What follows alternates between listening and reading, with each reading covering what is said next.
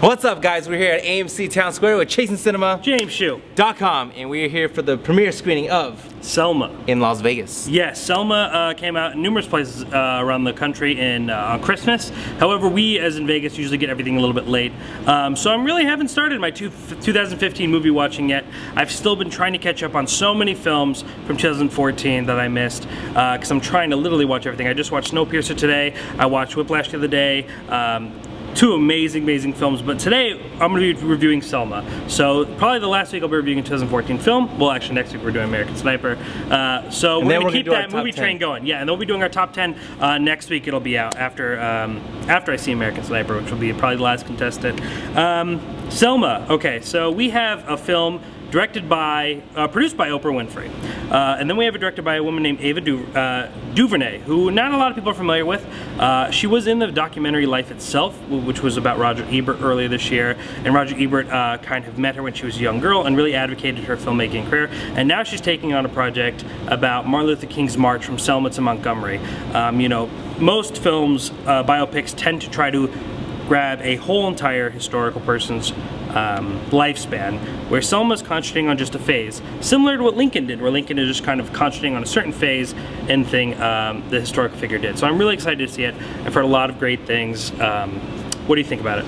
Well, I always go on movie news thingies, yes. And then they were saying that the inaccuracies of the movie, especially how Hoover? Yes. Okay, especially how President Hoover is portrayed in the film.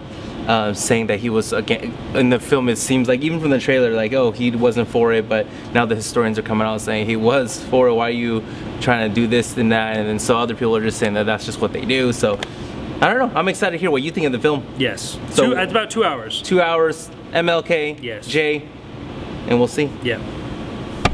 Alright, so we just got out of Selma. Yes. Really quick, I know we said Hoover, and we were talking about J. Edgar Hoover, but President Lyndon Johnson. My apologies. So just a confusion of words. I'm a complete idiot, but you knew that. So Selma. By the way, FYI. Well, as most of you probably already know, Selma was nominated for a Golden Globe, which broke a record. Ava DuVernay is the first black woman to ever receive a Golden Globe nomination for Best Director. Boom. So that is incredible, and I am telling you now that her name should definitely be on that list for Academy Awards and also be able to break that record as the first black woman. Mind you, in the 89 awards that have been released, there's only been 86 Academy Awards, but 89 awards have been released for Best Director. Only one woman has taken one home, and 3 other have been nominated. So that was James Cameron's ex-wife. James was the one that won, Catherine Bigelow, for The Hurt Locker in 2010. Boom. Selma. I think Selma was an incredible film. One of the best films out of 2014. I've been talking about it nonstop. I saw this film actually early November, I want to say, or late November. So I've been talking a lot about it. I've been telling people to go see it, and we're finally getting it here in Vegas. One thing we have to talk about is the cast. I mean, this cast is loaded. We have Tim Roth, we have Oprah Winfrey, we have Tom Wilkinson. Oh, there's so many. And then we have, of course, David. Okay, let me try to get this pronounced. Oyelowo, who was in Lincoln and a few other films, who is portraying Martin Luther King and delivers one of the best performances of the year. However, I think that is such a tight year and such a tough year, he might not end up on that nomination list, but as an ensemble, they all worked incredibly well. The editing, the direction of this film, Ava DuVernay really had something to say about this movie, and I heard it loud and clear.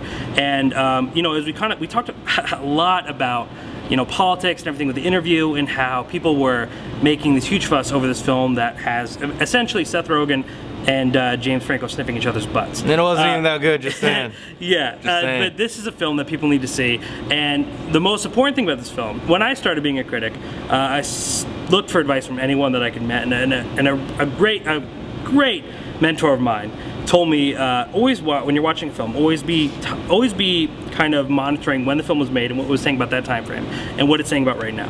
What is this film saying about today? And I think that this film could not come at a more crucial time. Even at the end of the film, we have a song that is referencing Ferguson and other things. When we have a movie that shows a group of people marching across, from Selma to Montgomery, and we have this violence and all these things, and we have, and right now we have people in the streets yelling Black Lives Matter and Police Lives Matters, and these things are trending and world topics. This one could not come at a more crucial time.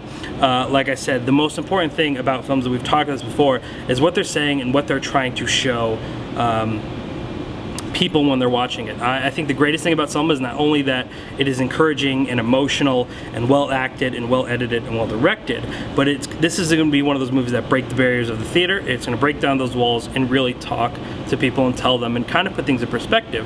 This film focuses on the voting, 1965, the Voting Rights Acts, which kind of was supposedly to stricken the intimidations and literacy tests that African Americans had to go through in order to vote. They were able to vote, but they had to take tests and read things and recite the preamble and all these things. And this is this law that they were trying to pass, which was a critical moment in the civil rights movement, is about. And it's really kind of incredible to see 50 years later that we have come to a point in time where this doesn't look so foreign, and it's shocking, and it's really kind of an emotional experience, and I think everyone really needs to go see this movie. Unfortunately, I don't think a lot of people know about this movie. I agree.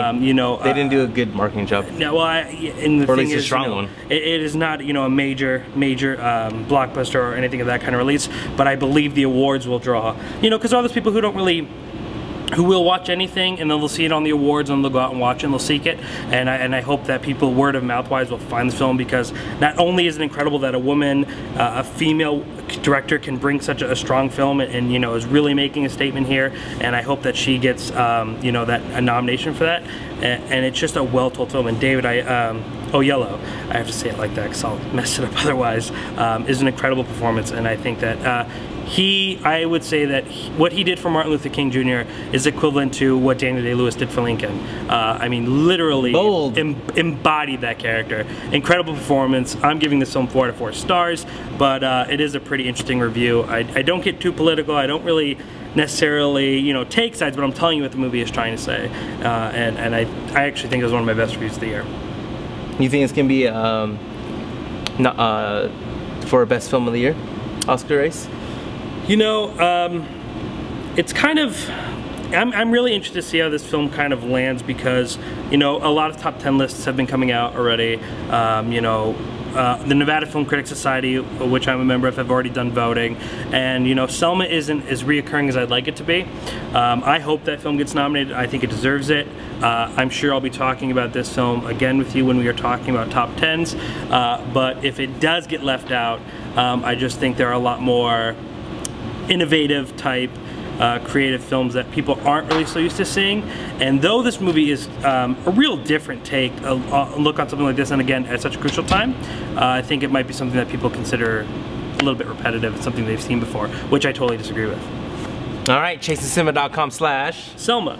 And learn more. Yes. And find out more. And Louis Vuitton is reviewing the new film from Paul Thomas Anderson, Joaquin Phoenix, I Must See, Martin Short, Inherent Vice. The movie that is supposedly a detective drug trip, incredibly deep and odd film. So I want to see. Yeah, it's coming out with Selma. I recommend you see that as well.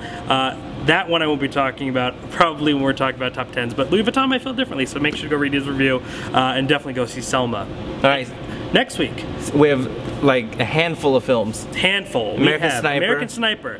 We have Black Hat. I'm watching that. Still Alice, which a lot of people don't know about, but Julianne Moore is getting a lot of best actress talk around that.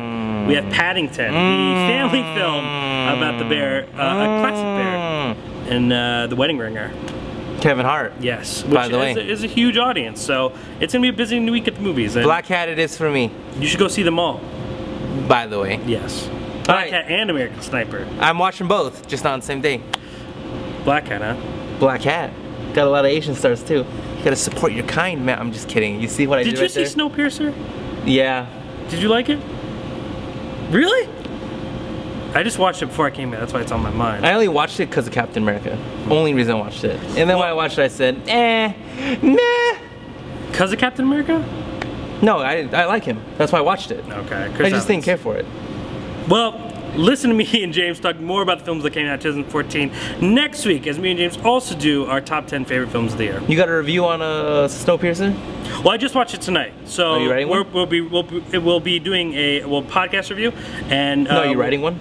Yeah, probably for a Throwback Thursday later this year. ChasingCinema.com/Snowpiercer. But that could be coming out at any time. And if it don't work, just push delete and just the ChasingCinema.com part. Yeah, and there's plenty of other things. There's a couple. Well, if you listen to our podcast next week, I'll be definitely talking about it. Like and follow the man, Facebook, Twitter, Chasing Cinema. And by the way, quick, FYI, just so you know, JSK.